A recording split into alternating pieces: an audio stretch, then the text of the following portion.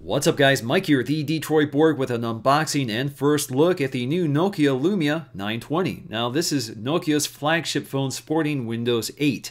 And some of the changes to Windows 8 now makes it possible for the manufacturers to really beef up the specs of these Windows phones.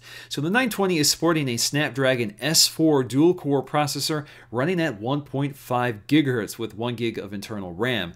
Internally you get 32 gigs of storage and no micro SD expansion. We also get interesting features like inductive charging, NFC, and Nokia's PureView camera, which uses mechanical stabilization to increase the low light performance of the camera. We also have a 4.5-inch clear black capacitive touchscreen display, which can actually function while using light winter gloves. You can actually use this while using gloves.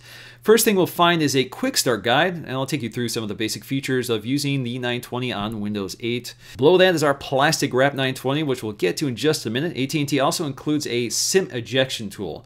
Now, of course, we do get some more paperwork here, including a sheet to demo the NFC technology. And we also get a Nokia branded USB wall charger as well as a micro USB cable for charging. Notably absent here are a pair of headphones. I guess you'll need to bring your own or you can pick them up at the AT&T store when you buy your phone. Now onto our AT&T branded 920, we can see that the sheets covering the phone explain some of the ports and buttons, which are arranged a little differently if you're not used to a Windows phone. Now along the right side, we'll find the camera button at the bottom, the power button toward the middle, and the volume rocker toward the top. At the top edge of the phone, we'll find a microphone, headphone jack, and micro SIM tray. At the bottom, we'll find our micro USB port and the speakers and microphones. Now on the back, we'll find Nokia's hallmark feature, which is the PureView camera, sporting an 8.7 megapixel sensor with mechanical stabilization. So this gives us 1080p HD video with autofocusing at 30 frames per second. We also get a pair of LEDs for an extra bright flash. Now on the front, we'll find a fairly standard 1.2 megapixel camera for 720p video right next to the earpiece and proximity and ambient light sensor. Now at the bottom, we'll find our capacitive backlit buttons for back, home, and search. Now Windows Phone 8 is pretty familiar territory here, complete with a home screen full of live tiles which constantly feed information and notifications from the apps and other resources like your social networks. Now if you swipe from the right of the screen, you can bring up your complete app list, which is where you can pin additional apps to the home screen by tapping and holding on them. Once on the home screen, you can tap and hold on any of the live tiles to move them around. You can also toggle through the various tile sizes, and you can unpin them if you want to get them off your home screen. Now if you swipe down from the top edge of the display, you can bring up things like your clock, the connection status, and your battery indicator. What you won't find here are notifications, which only appear in the app tiles themselves on the home screen. Now at the bottom we'll find our capacitive controls, which include search, which of course brings up Bing. Now if we search for a term, we can then scroll left and right to search various categories in Bing, including media, locations, and shopping. You can also tap the microphone for a quick voice search. Now if we tap and hold the back button, we can get back to some of our recently launched apps. Now tapping and holding the home button brings up voice controls, which can perform a variety of tasks such as calling a contact or launching apps. You can even make a note. You can also ask questions like, how's the weather tomorrow? But it doesn't give you information like Siri and instead performs a Bing search. Now you can bring up the camera simply by tapping the camera button along the side. To snap a photo, you can hit that same button again.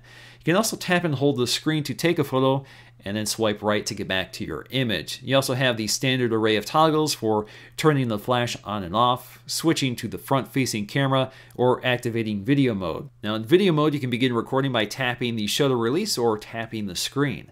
Now if we tap the settings button indicated by those three dots in the upper corner, you can get additional controls such as ISO and exposure values. The camera also features something called Bing Vision, which allows you to snap things such as barcodes, QR codes, and even text with the camera. So for example, if I use this feature to snap photos of text, it automatically highlights the text in that photograph. And here I can use features such as translate, or I can tap individual words to perform a Bing search. Now as for apps, this phone is preloaded with a combination of apps from AT&T, Nokia, and Microsoft. So we get a standard array of Microsoft phone apps such as IE, Mail, Contacts, Photographs, Messaging, and the Phone app. You also have the Xbox Media app for purchasing music, movies, and managing other content such as podcast subscriptions. We also have the Xbox Game app, which is where you can log into your Xbox account and launch a variety of mobile apps such as Angry Birds. Microsoft also has a mobile version of its Office suite, which integrates with Office 365 as well as SkyDrive for online storage. AT&T has also added a variety of apps, including their subscription-based navigation service, the Uverse TV app, as well as subscription-based online radio app for streaming local radio stations or others to your phone. Nokia has also added its own navigation and mapping app, which includes features such as map downloads for offline navigation. Now, the Lumia's display is one of the best I've used. We have a not too large 4.5-inch IPS LCD screen with a resolution of 1280 by 768 for a PPI of 332, which is right up there with the iPhone 5. Colors are very sharp and accurate, while blacks look pretty deep, especially for an LCD screen. Now, Windows 8 looks incredibly smooth on the 920. It never seems to lag or stutter and is always silky smooth no matter what, especially for Windows 8, which is a pretty graphically intensive user interface. Now, as for design, the phone has that typical Nokia design with that curved unibody design made out of plastic. Now, the black version and cyan version have a matte finish, while the yellow, red, white, and pink versions have a glossier finish.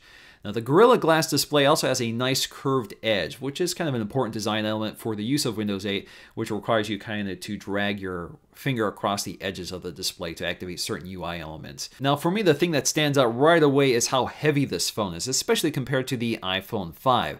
So it weighs about 185 grams, while the iPhone 5 weighs about 112. So that's quite a significant difference, and you really feel it when you're holding the phone or if it's in your pocket. Now, overall, I'm pretty impressed by the Nokia 920, especially the user interface, which is very different from Android or iPhone. It actually seems to be quite a step above. I love the live tile concept, and certainly there are some limits, especially because there isn't a lot of content for Windows Phone 8 at this time. But at least what you have here is a good start. So hopefully we'll see more coming out of the Windows 8 ecosystem at some point in the future, and they've definitely started off with a pretty interesting device. So that's going to do it for me in this video. Thanks for watching, and I'll see you again in the next one.